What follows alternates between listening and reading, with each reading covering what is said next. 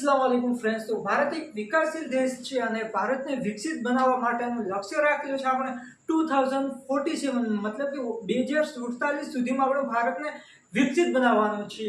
એક એવું ભારત બનાવવાનું છે જ્યાં દેશના દરેક નાગરિકને યોગ્ય તક મળે, પછી ભલે એ શૈક્ષણિક ક્ષેત્રમાં હોય, આરોગ્યની અંદર હોય કે ટેકનોલોજીના ક્ષેત્રમાં હોય, દરેક સુવિધાઓ દરેક નાગરિક સુધી પહોંચે।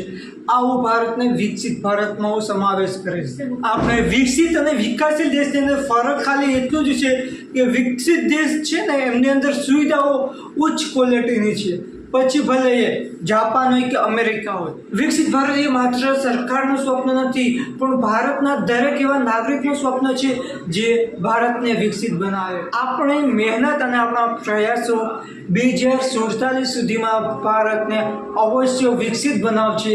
જય હિન્દ, વંદે માતરમ ફ્રેન્ડ્સ।